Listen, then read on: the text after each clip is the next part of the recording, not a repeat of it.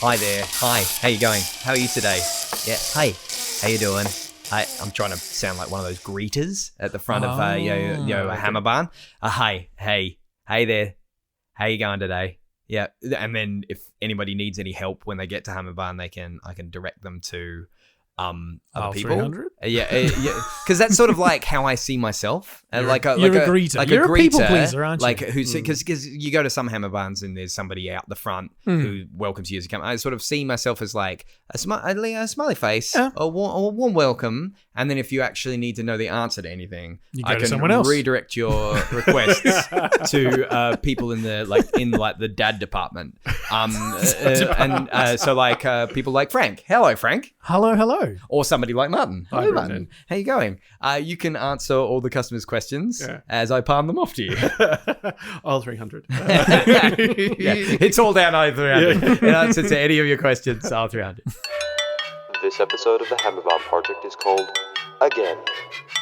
Speaking of greetings, I greet thee. Welcome, listener, to the Hammerbound Project. Let's chat about an episode of the greatest children's show ever conceived. And this episode is the definition of no exception to that, Frank. Definition? Wait, what? Yeah. Let's pretend I didn't say that. Cool. And do your thing. This episode of Bluey is called The Show. Not to be confused with Bluey the Show. No. The episode is called The Show, it's which very is meta. Mm-hmm. Yeah. I think the word beautiful was invented to describe this episode. Oh, nice. It's been around for a while, the word beautiful. Generation upon generation. And only now has it been used for the first time. To use. Right now on this podcast where we call this episode beautiful. Oh. Holy moly. I mean, is this considered the Mother's Day episode? Because to my reading, that's what happens in the opening. Yeah, scene. the first line is Happy Mother's. Yeah. Yeah. I thought that might happen. Yeah. Oh, man. Look, I'm just going to launch into everything if we don't do the usual thing we do. And Marty. And I'll admit I forgot this time. Brendan forgot the episode before that. Yeah. I specialize in forgetting my friends. Marty, would you care to take us through the bare bones of this episode? Thank you. Well, I've built that up a bit now, so it's it's really not, because I feel like I've already used the Shakespeare play within a play motif suggestion thing. We've used that before. So this, depending on who you are, this is going to be an awesome reference or a really out there reference. So which is the same for every one of these. Okay, well, this is going to be really niche. Okay, but this hits me so hard. It's a clear homage to that one episode of Avatar: The Last Airbender, where instead of doing a clip show, they do a dramatic performance of what's been going on in the show, performed by other people. I'm feeling that one. Yeah, I was at least, I knew I might have Frank on my side. You've got your audience of one right here. Yeah, that's it. There will be maybe two other people out there who get that reference. But there are so many bits, because the dynamic is the same, the idea of people putting on a performance for the audience and it's a story about the audience. Yeah. And that dynamic just plays out nice a one. lot. Wow. And it's a really, I always thought that episode of Avatar: The Last Airbender, if you haven't watched it, just push. I know everybody says just push through the first few episodes, but it's really a show where, it starts us off as a kid's show, but it starts to build. If my sister Erin is listening to this, she'd be screaming if I don't own up to the fact that I haven't seen it yet. I could tell and from your face. We've got the Blu-rays, and we started watching it, and it's great. It's so good. But then the Blu-ray stopped working, we couldn't get the sound to work, and then that was enough to stop the momentum, and then I haven't returned, but I really want to. It's fantastic. One of the things I'm genuinely looking forward to is when Naomi's old enough to, because it's such a journey. Yeah, as long as you can hear the shame in my voice when pretty sure. Okay, that's correct me if I'm important. wrong, Marty. Did I introduce you to that show? Yep. Because I'd watched it through. I'd watched it through, and I went, "That's really cool." And I just went, I know someone who's going to love this. Whoa. And in the short time we lived together, we watched the whole season twice. Probably twice. And then you've watched it I watched it with many Ali, times since then. Yeah. So it's great. But yeah, that particular episode in the way that, like, as I say, instead of doing a clip show, as all the other ones would do, they effectively did a clip show within a clip show to within set up the final kind of arc of the story. So that's my bare bones. Turned out better than I thought, so that's good. Yeah. I can live with that. So here we are talking about the show. Oh, but what's it really about? Oh. There's always that part. So it's a story in which it's Mother's Day. Bingo drops a plate, and then she's a bit upset about ruining things. And then they put on a performance of when Bandit and Chili met. So there's a lot of lore in this one. Yeah. To find out history, which is juicy. But it's ultimately even Bingo finding out about how you can pick yourself back up. Yeah. The show must go on. Yeah. And there's even foreshadowing of lore to come. That is true. Which we'll That's get into. true. Yeah. But no, you're right. The show must go on. Mm-hmm. Well put. Doesn't your heart break every moment? Which time? For Bingo throughout this entire episode. Because, I'll get in early this time with this one. Not a dad. Very good. But nieces and nephews and nibblings everywhere. And when something doesn't go right, or when they feel like they've stuffed something up, or when you feel like you can't make... that they were disappointed by a moment or something and it didn't land and they get upset. Like, I'm a sensitive guy, so that just rings true for me, and I just can't empathize with anything more than I can with that. And she feels like she's stuffed up by dropping this tray and ruin something. And no matter what you say, you can't fix that moment. And it's you get older and you realize that we become stronger by those moments where, you learn to deal with stuff that you can't control. But how do you explain that to a kid? How do you make it better? When their reaction is, I always ruin everything. Yeah. Like, oof, that's... I ruin Mother's Day every day. It's so sad. I just don't know how to fix it for Bingo in that moment. And it's so sad. And it was beautiful that it wasn't like Bandit or Chili trying to comfort her for most of it. Like Chili does initially, but then later in the episode, Bluey, when the balloon pops, and we'll circle back to that obviously, but Bluey is the one who's basically saying, come on, let's push through. Your mum. And that's a beautiful moment in herself. Like, where she's learnt that lesson from mum, didn't take at the time. And it takes her sister to remind her, just going, hey, remember what mum said? You are mum. Yeah. Let's do this. Yeah. Like, and even from that first moment when Bingo makes what she thinks is the first mistake and drops the plate and runs off, Bluey's straight after her. Yeah. And even before Bandit or Chili, and Bandit has that great line of levity that, I thought that might happen.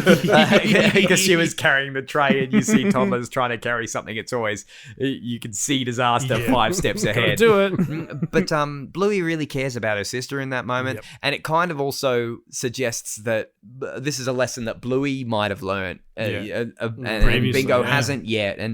But then Chili comes in with the checklist. Yeah. Oh, my heart. That's a great line. Yeah, pick yourself up, dust yourself off, have a cry. Yeah. And, the only one I know of those to do is the crying one. Well, let's just do that one for now. Not like you're a failure because you can only do one of the things you think. But no, that's not a bad thing that you're missing the other. It's a good thing that you've got this one. So, focus on that for now. It's so positive. And so like, setting realistic expectations because they can't fix the bad thing, but doing what can be done and supporting her. And it's just so nice. And I love for all that emotion, for all that, like, oh my God. And then Bluey just goes, hey, Bingo, let's put on a show. Okay. And her ears go back, the ears straight up, back up. Yeah. And it's solved in, well, not solved, but it's, Bingo's mood is lifted in a heartbeat. Pro. I do like that. There's a few things to pick out in that first sequence, if only from a visual point of view. I was going to get to those doggy treats. There's some good ones in there. See if your list matches mine. Now.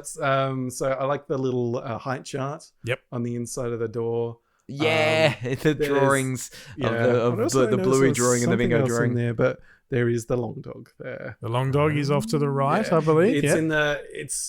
It's not there for most of the scenes because it's only in the shot where Chili stands up and hands out of it. So he's got a little program that he's reading. He's like reading a little sheet. He's reading a book. Yeah. But I thought it must have been the program from the show. Good call. You know, it just looks. It's a book. It's a little booklet.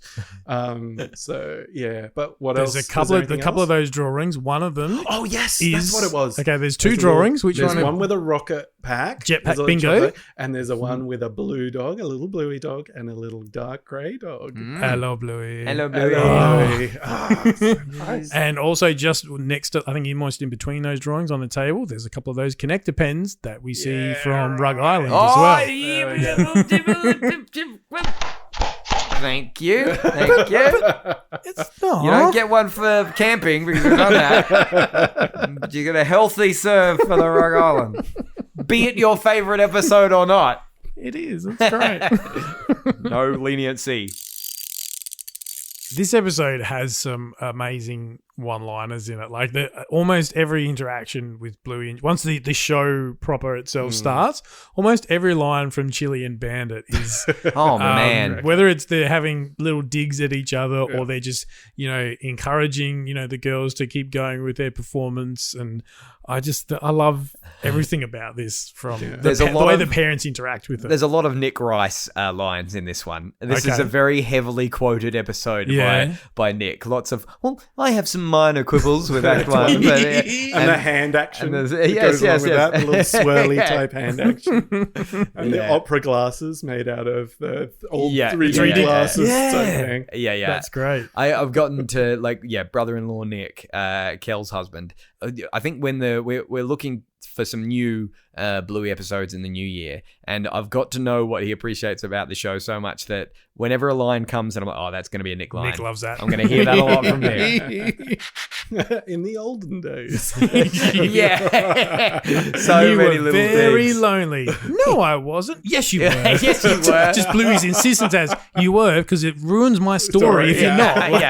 And just the idea of the putting on a show, putting on the show, was that a big thing for you guys? For real life. Yeah.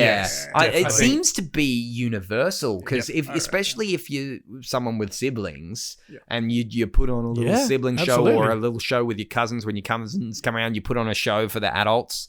And it really captures that sensation. And I think the one now, because being the dad in that scenario, the line that jumps to me is when Bluey, because Bluey's essentially making this up as she goes. Yeah. Like, she's asking questions. And we'll circle back to a few of those, but she's making it up, and there's a bit where they're almost, I think they're off stage talking, and Bandit just yells out, "All right, let's keep this moving." Yeah. He's just like, I think it's when they're doing the tummy bumping. That's right. He's like, this is this is pretty cute and stuff, but I've got stuff's got to get done. The newspaper won't read itself. Like, no, at that point he needs the toilet. Yeah, we've discovered at that point he needs the toilet. Yes, so good. I had a similar thing of just like, yep, okay. It's like, no, but he's already pointed out that he would like to go to the bathroom.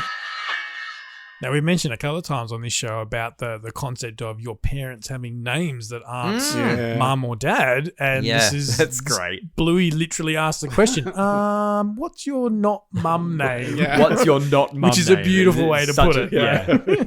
I found the same with teachers when I was a kid, like finding out teachers had names. Yep. It was just kind of like, oh, yeah, they're people. It's so easy to forget. No. Debatable whether teachers are people, really. But anyway.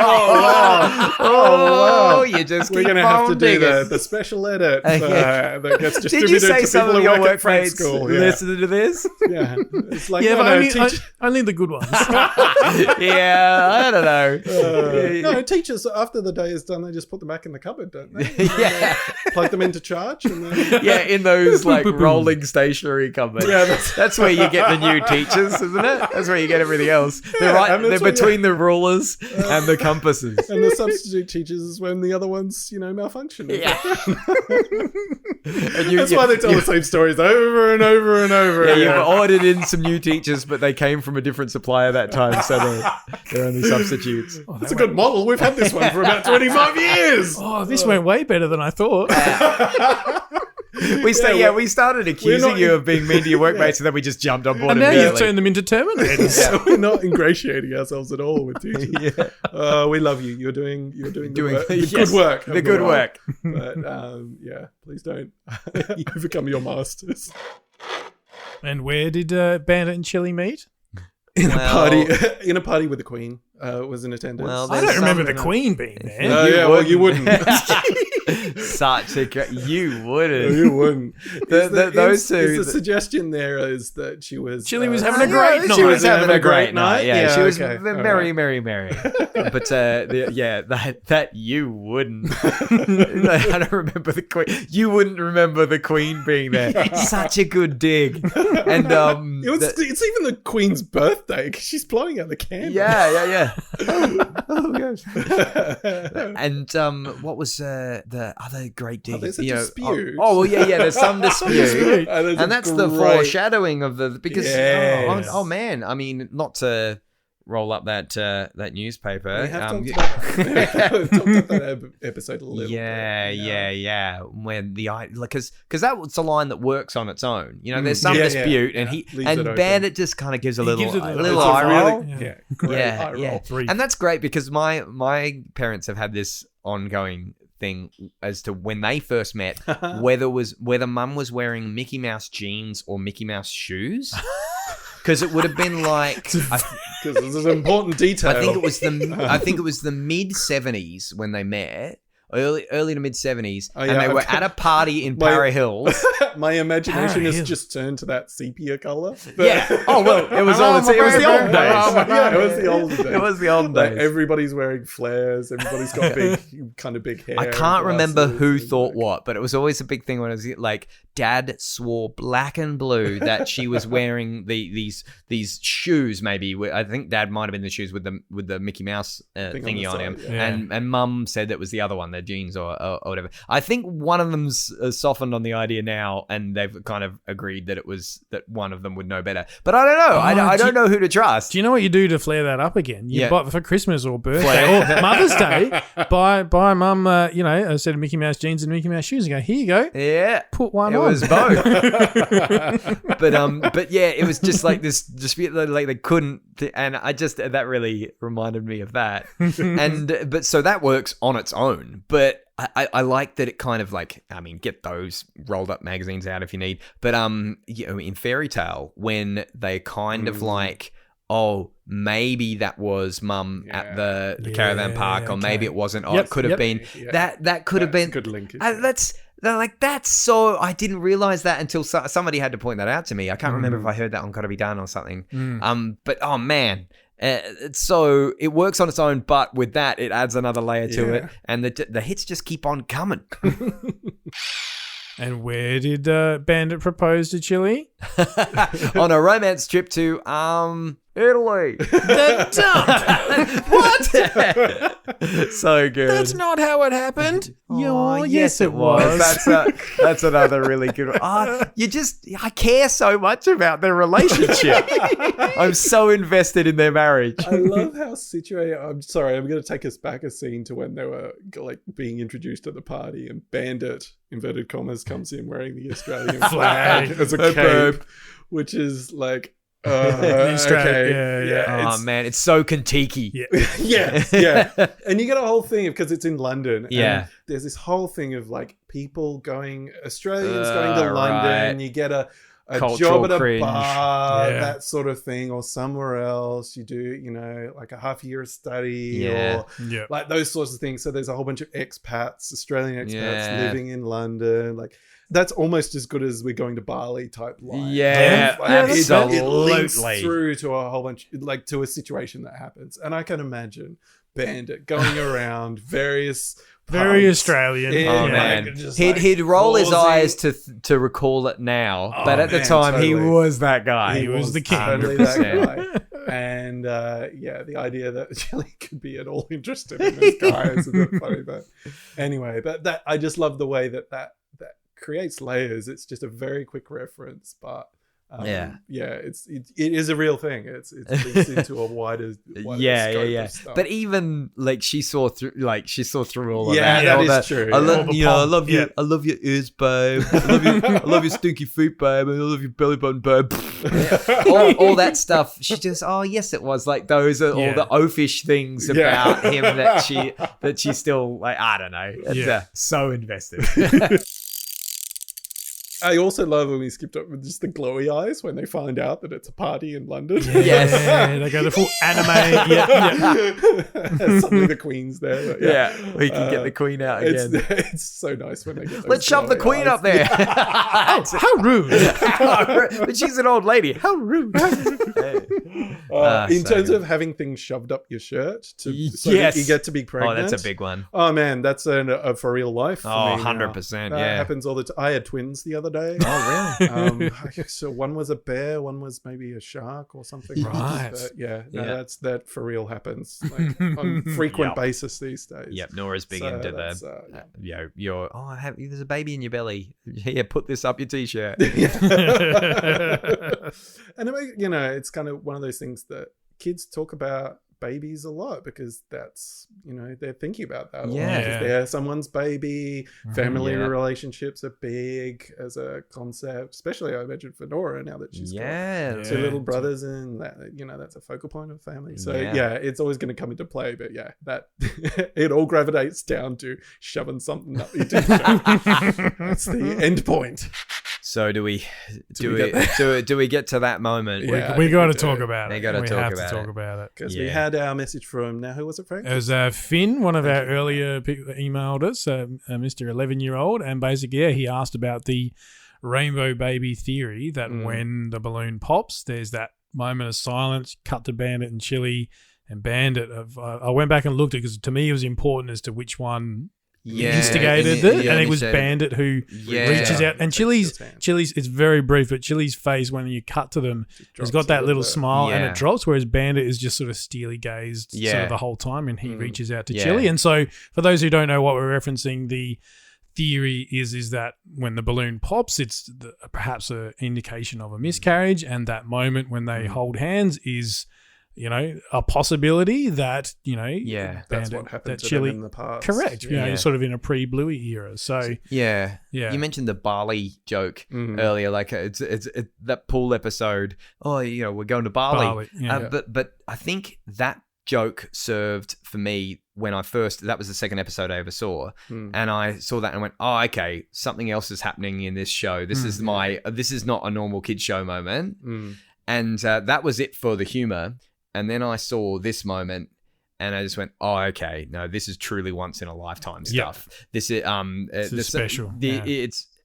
I just can't put what it means to me that somebody would be making a kids show like this into words. I think for me, so I think Finn was asking how do we feel about the theory, and for me, I think it's just it comes back to that idea, and I think we were talking about it with the Gotta Be Done ladies, just in relation to the conversation they had with Joe. So linking back to a couple of things here, but the idea that you are a parent once you decide to try and become a parent. Right. And, Bluey's about that whole experience. And there's another episode, which we haven't done, which is, very much in that vein. And that's what they were talking about it in relation to.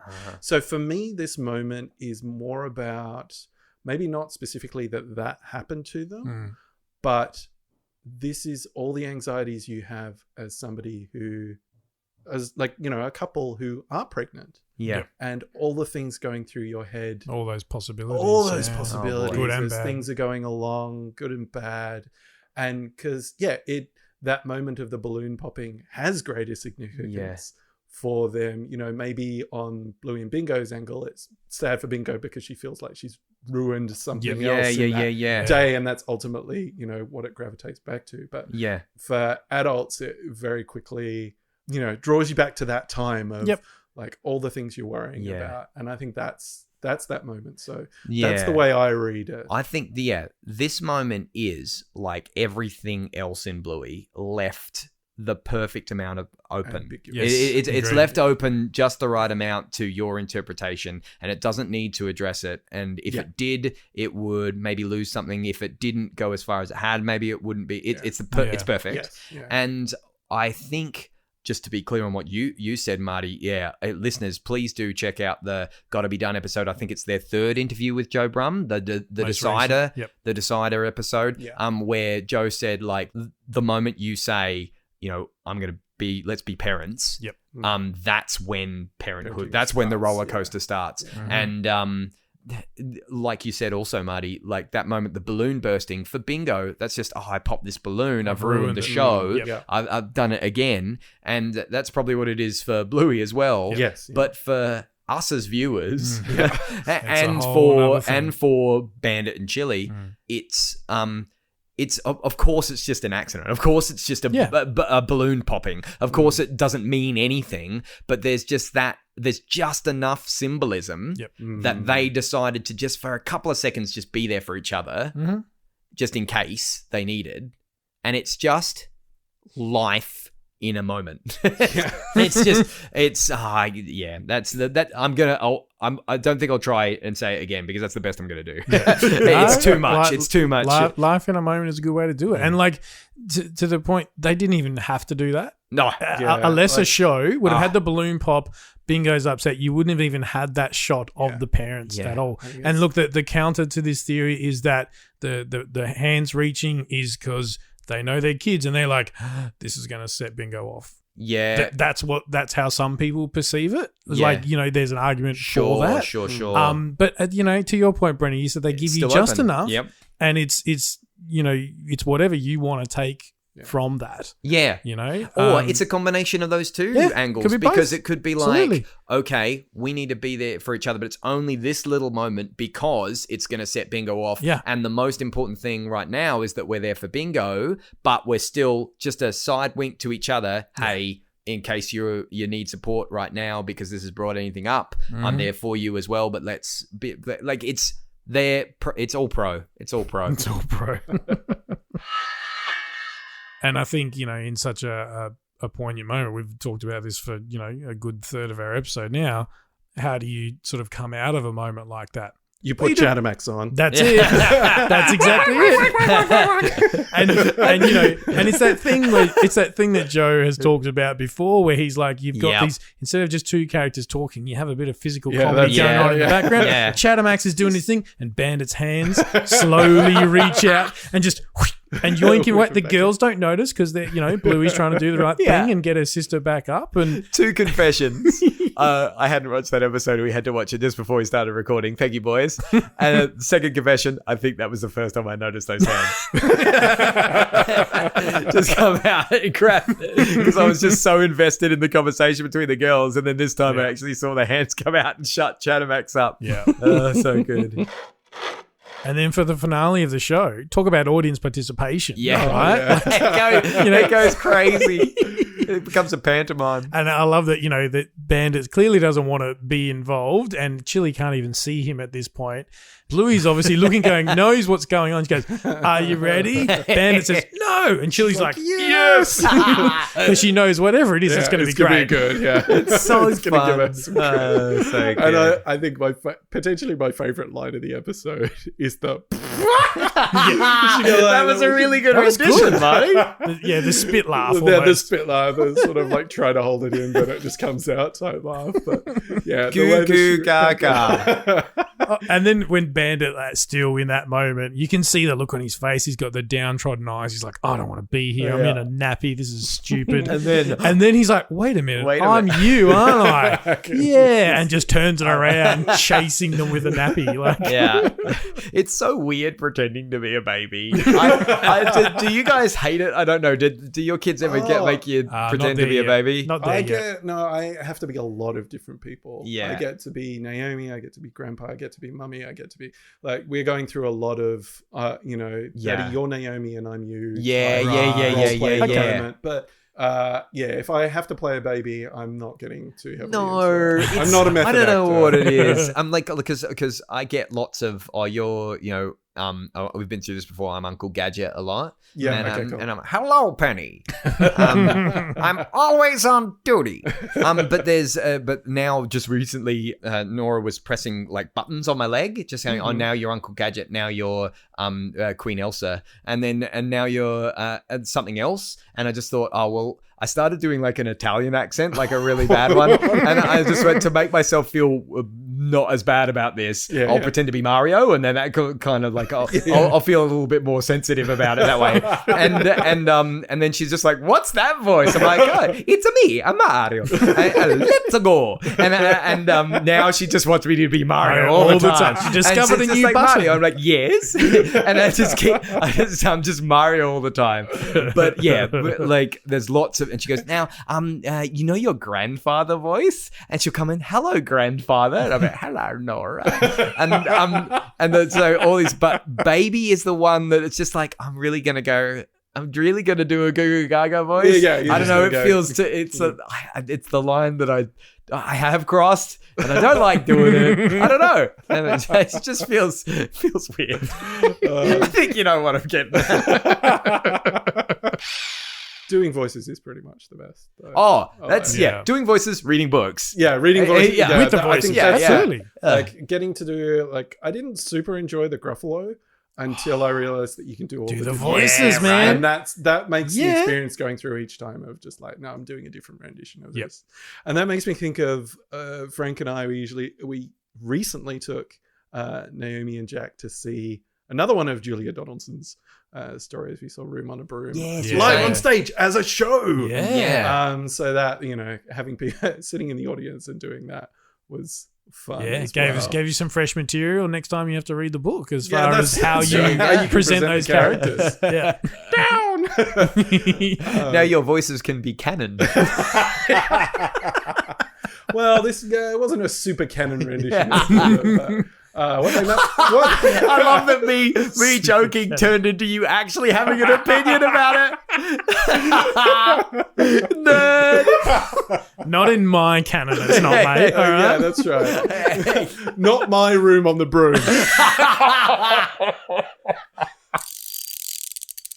No, it was a good fun time. So it's that appreciation of, like, I think this is the first time Naomi went to the theater. I think Jack's been to some things before. Yeah, they had a great time together, and it just seemed like a good thing to mention since this episode. Yeah, for sure. And just to clarify, Marty, what shoes should Naomi be wearing the next time she goes into a dark theater?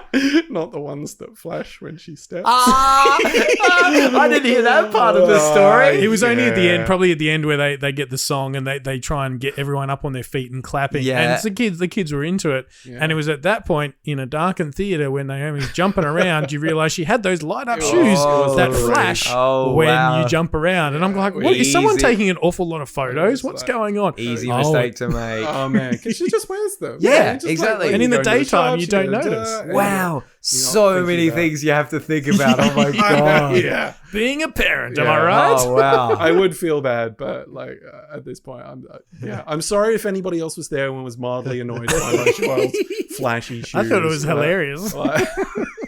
Considering all the other things that are going on in that room, I think a child's flashy shoes is fairly low on the pay list. I'm trying to enjoy this performance. Could you quiet, please? This is the theatre. Who wrote this?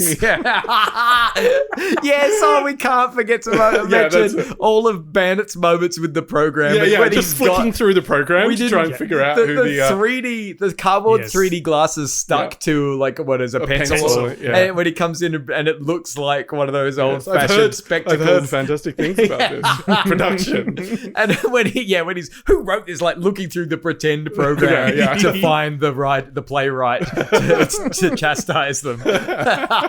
So funny. And at the end of all that hilarity and all that emotion, Chili just sums it all up by just with one word: again. I am slain. Because that is a word you hear all the time as a parent. Yeah. Usually after you've done something very physical. Yeah. With your child. Run. Again. And for it to happen that way around is just so poignant. Yeah. For her to be saying it to Bingo. She enjoyed it enough that she wants to see it again. Well, gentlemen, can I give a little bit of credit where credit's blue? Oh, let's do that. If you don't mind. Yes. Well, this week I thought we'd go you have down to look in the program. Who wrote this? Who did the sound design for this? I'll tell. Who is? Well, sound design, I don't know. The specific thing is sound department for this Okay. one. Okay, Tanya Vlasova, thank you from all of us at the Hammerbarn Project. Thank you very much for your input. Tanya Vlasova, who was in the sound department on this episode, I believe, recording engineer on this episode, but sound effect has been a sound effects editor and an FX editor and an ADR mixer and lots of other audio areas in things like what do we got? Such credits as the New Legends of Monkey. Oh yes, which I saw the previews for, but I never. It looked like a really cool take on it. I haven't seen any of it, but Heartbreak High, all sorts of and everything in between. And that's good range. That's not me saying everything. She worked on something called Everything in Between. So, so literal and But yes, thank you, Tanya, legend. Thank you for all you do. Love it. What a roller coaster. Like you said, Frank, emotion, humor, it was just a perfect cocktail. And I am one satisfied audience member to the show. Did that work? Is that satisfied audience? I would give 5 stars. Let's 5 stars. I would give this show 5 stars. And I do. I would write fantastic review in my newspaper. In the playbill. The playbill, yes. Yes, and I would recommend... Stunning! Says Martin I Vandermeer. had some minor quibbles with Act 1. Yes. But no, not a quibble to be had with this episode of Bluey. Like any episode of Bluey, I'm not one to quibble with this masterpiece of a children's show. Thank you, everyone, for joining us on this podcast.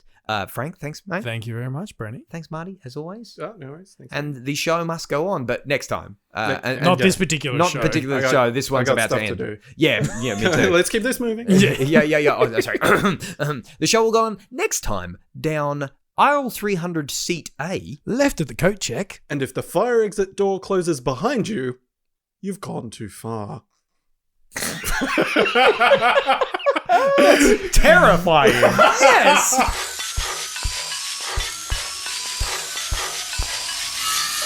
Created and produced by Frank, Brendan, and Marty. You can follow the Hammerbarn Project on facebook.com/HammerbarnProj, at HammerbarnProj on Twitter, or Hammerbarn_project on Instagram. Theme featuring Nibblings, Kaylee, Jade, Ashley, and Ree, and PA announcements by brother-in-law, me, Josh. Thanks for listening, and remember to get down to Hammerbarn for cheap shovels.